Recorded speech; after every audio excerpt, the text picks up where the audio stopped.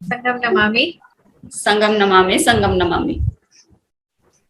अभी जो दौर चल रहा है त्योहारों का और खूब मान्यताओं का, धारणाओं का, प्रथाओं को लेकर चलने का, तो इसी पर आज अपना कंसेप्ट रखना चाहूंगी कि जो बहनें हैं बहुत ज्यादा मान्यताओं से बंधी हुई और धारणाओं को बहुत कठोरता से पालती हैं और प्रथाओं को तो इस तरीके से लेके चलती हैं कि उनकी प्रथाओं के सामने परिवार छोटा हो जाता है और प्रथाएं मान्यता में आ जाती।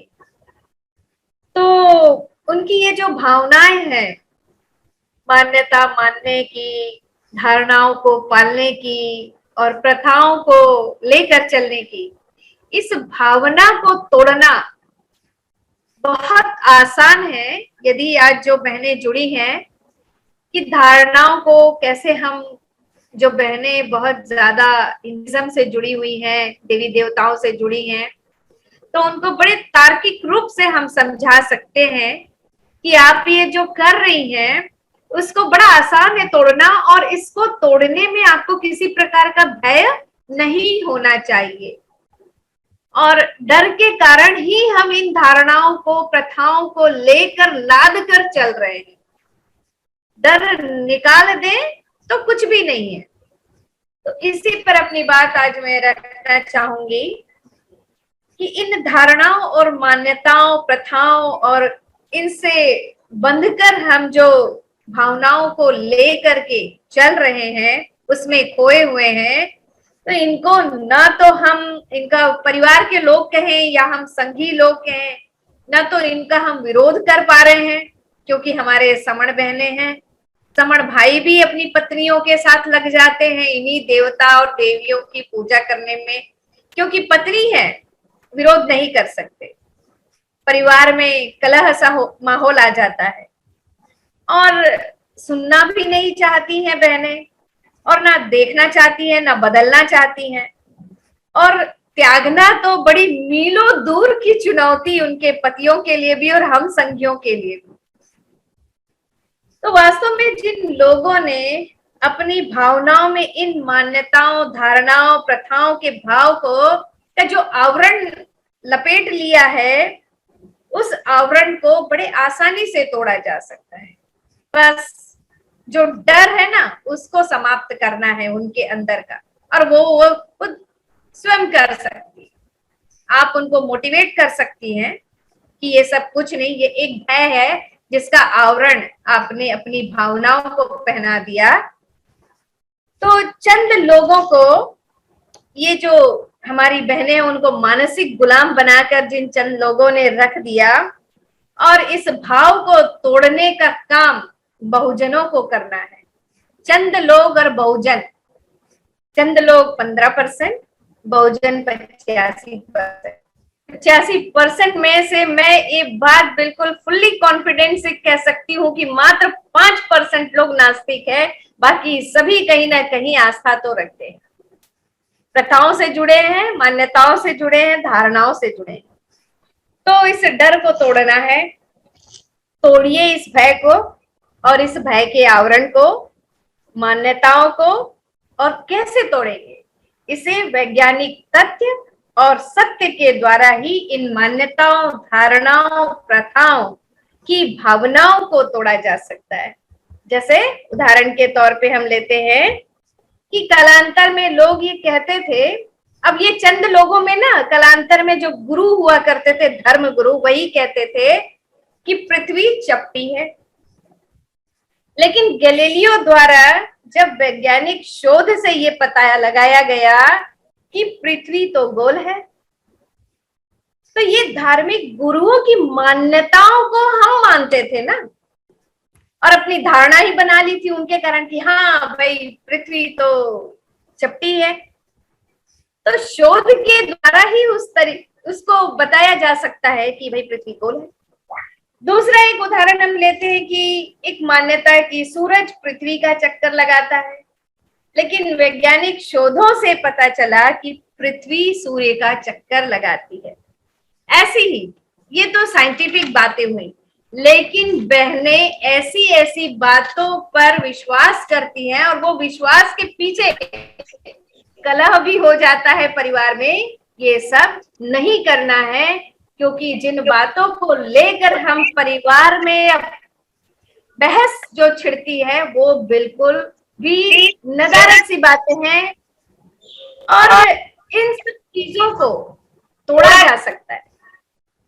चंद लोगों ने हमें बताया कि देव होते हैं, तो इस देव शब्द को आपने धारणा बना ली अपनी और धारित कर लिया कि हाँ देव होते हैं, लेकिन और हमने एक प्रथा भी बना ली उनको पूजने की। देवों को हम पूजते हैं कर्म कांडों से लिप्त होकर, और इसको एक वंदना से समझते हैं, बुद्ध वंदना से, कि इति पीसो भगवा अर्हम सम्मा संबुद्धो विद्याचरण संपन्नो सुगतो लोक विदु अनुत्तरो पुरुष दम्म सारथी सत्ता देव मनुस्सानम बुद्धो भगवाती। संक्षिप्त में कहें तो यहाँ पर बताने का प्रयास किया गया है कि जो लोग धम्म की देशना देते थे उन्हें देव कहा गया, और देव बुद्ध को अपना शास्ता, अपना आचार्य मानते थे।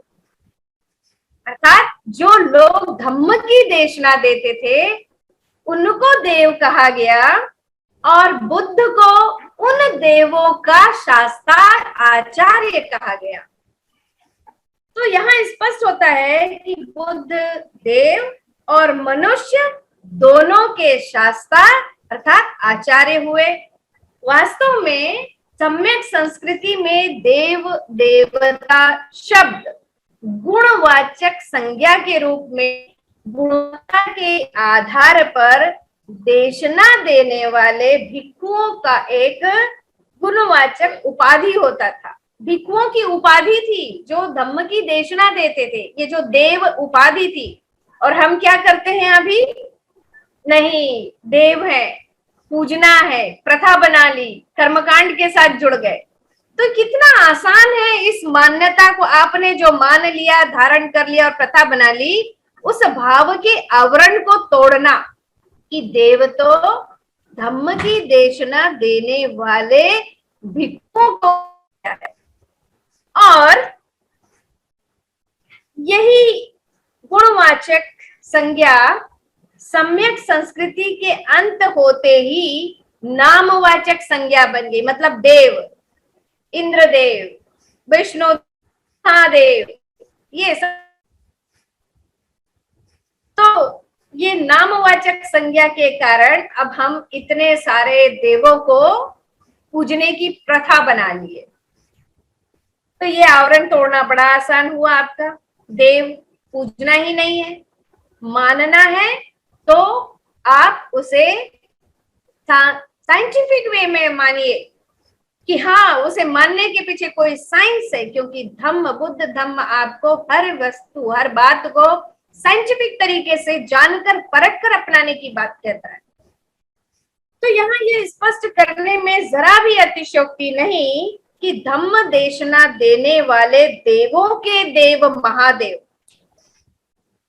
बुद्ध ही है। और चक्रवर्ती सम्राट अशोक से लेकर कई बौद्ध भिक्षु एवं राजा तथागत बुद्ध को ही महादेव कहते थे। देवों का देव महादेव। अब यहाँ महादेव मतलब वो शिव शंकर, शंभु, बोला, जितने नाम 108 नाम दिए गए, वो 108 नाम कभी एक व्यक्ति के नहीं हो सकते। ये धारणा हमारी गलत है। शंभु जो होते थे, 88 शंभु गोंडवाना सभ्यता में वे राजा हुआ करते थे। 5 द्वीपों के 88 शंभु हुए थे, और उन स्वयंभुओं को ये अधिकार दिया गया था कि उनके राज्य में जब कोई दूसरी जगह से व्यक्ति आता है तो उनको उनके राज्य में एंट्री करने के लिए परमिशन उन स्वयंभू लोगों से लेनी पड़ती थी, उन स्वयंभू राजाओं से लेनी पड़ती थी। ये 88 स्वयंभू हुए। तो ये भोलानाथ, स्वयंभू, शिव, ये सारे एक 88 जो राजा हुए हैं गोंडवाना सभ्यता में, द्वीपों के 5 द्वीपों के जो राजा होते थे उनको स्वयंभू कहते थे। ये 88 नाम है, 108 नाम जो यहाँ से इन लोगों ने लेकर आए, ये सारे नाम राजाओं के हैं। महादेव मात्र एक तथागत बुद्ध हुए हैं। यदि आप अपनी धारणा के आवरण को थोड़ा बदल दे तो जिस प्रकार के भाव के रूप में आप आज के वर्तमान में महादेव को देखते हैं, थोड़ा सा रूप परिवर्तित कर दीजिए। उस महादेव के रूप में आपको बुद्ध को प्रस्थापित करना है। आपको इतना अच्छा लगता है कि मूर्ति पूजा करना, तो आप बुद्ध को ही प्रस्थापित करिए, क्योंकि वास्तविक महादेव बुद्ध हुए हैं। आपको अपनी प्रथाओं को थोड़ा सा बदलना है, ना तो यहाँ किसी बात का आपको भय सताएगा और ना ही आपको अपनी मान्यताओं को छोड़ने का डर सताएगा।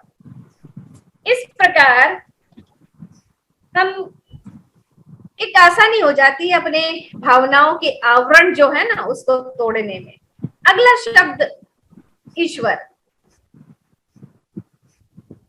धम्म लिपि में श, जो शक्कर का श हम लिखते ना, शलगम वाला श, ये था नहीं। श, श, षटकोण वाला श, शलगम वाला श, छ, त्र, ये शब्द थे ही नहीं। तो फिर ईश्वर कहां से आ गया? इसको संस्कृत भाषा के साथ संस्कारित कर दिया गया। एक्चुअल में ये शब्द का सही उच्चारण इसीवर है। इसीवर, स सरोते वाला स। तो इसीवर के प्रति जो धारणा, उसको कैसे तोड़ा जाए? एक तरफ ऐसी मान्यता है कि ईश्वर अलौकिक, सर्वशक्तिमान और सृष्टि का रचयिता, ऐसी मान्यता है। लेकिन यदि सम्यक संस्कृति के काल की बात करें तो उस समय मनुष्य की चैतसिक स्वरूप, चैतसिक मतलब चेतना में जो है, राग है, द्वेष है, ईर्ष्या है, इस चैतसिक स्वरूप को, मन की शुद्धि करने वाले को मुनि कहा गया और भौतिक आवश्यकताओं की पूर्ति करने वाले को इसी कहा गया। और ये जो वर शब्द लगा, ये वर श्रेष्ठता को प्रदर्शित करता है। जो वैज्ञानिक आपकी भौतिक आवश्यकताओं की पूर्ति के लिए खोज करने में श्रेष्ठ वैज्ञानिक होता था, उसे इसी वर कहते थे। तो यहाँ पे ईश्वर कहाँ से आ गया? हमने तो नहीं देखा कभी ईश्वर। वैज्ञानिकों को देखा है, क्योंकि हमारी भौतिक आवश्यकताओं की पूर्ति के लिए वे काफी खोज करते हैं और कई महान वैज्ञानिक हुए जिन्होंने हमें बिल्कुल सत्य से परिचित कराया। तो वो हमारे लिए ईश्वर हुए, श्रेष्ठ वैज्ञानिक हुए। उसी तरह मन को, राग, द्वेष, ईर्ष्या को जिन्होंने शुद्ध करने के लिए हमें रास्ता दिखाया, वो मुनिवर हुए, वे श्रेष्ठ मुनि हुए। और हमने इनको संस्कृत भाषा के साथ ईश्वर मान लिया और प्रथाओं के साथ उनको लगे पूजने। नहीं, ईश्वर स्वर्ग में होते हैं। किसने स्वर्ग देखा है? जहां आप रहते हैं, जहां शांति है, 2 वक्त की रोटी मिलती है, चैन की नींद आती है, स्वर्ग वही है। और आप ही ईश्वर, आप ही ईश्वर हैं। आप अपने मन को अगर शांत कर लेते हैं, राग द्वेष ईर्ष्या को शांत कर लेते हैं, तो आप ही ईश्वर है, आप ही मुनि हैं। आपको कहीं जाने की जरूरत नहीं। आप वैज्ञानिक तथ्यों के साथ बात को समझे। और इसी तरह वर जो है श्रेष्ठता को प्रदर्शित करता है। आजकल हम पूज्यवर, गुरुवर, ये जो कहते हैं वर श्रेष्ठता के लिए है, ना कि किसी को बहुत ज्यादा श्रेष्ठ मानकर उसे अवैज्ञानिक तरीके से धारित कर लेना। भाई, आपकी भावनाओं के बहुत भाव होते हैं, इस तरीके से उसे आसानी से मत दे दीजिए और उन भावनाओं पे सत्यता का आवरण रखें और बिना भय के हर कार्य को करें तो आपके घर कलह भी नहीं होगा और आपके घर हमेशा सुख और समृद्धि होगी। सुख और समृद्धि परिवार के शांति रूप से जीवन यापन में है। भले ही आप 2 रोटी कम खाएं, लेकिन शांति होनी जरूरी है। जैसे बुद्ध वंदना में कहा जाता है, नत्थि में शरणम अय्यम बुद्धो में शरणम वरम, अर्थात मेरी अन्य कोई शरण नहीं, केवल बुद्ध ही मेरी श्रेष्ठ शरण है, क्योंकि बुद्ध ने ही आपको वैज्ञानिक तरीके से हर बात को स्वीकार करना, ठोक बजा करके स्वीकार करने की बात कही है। अन्य किसी ने नहीं कही आपसे ये बात।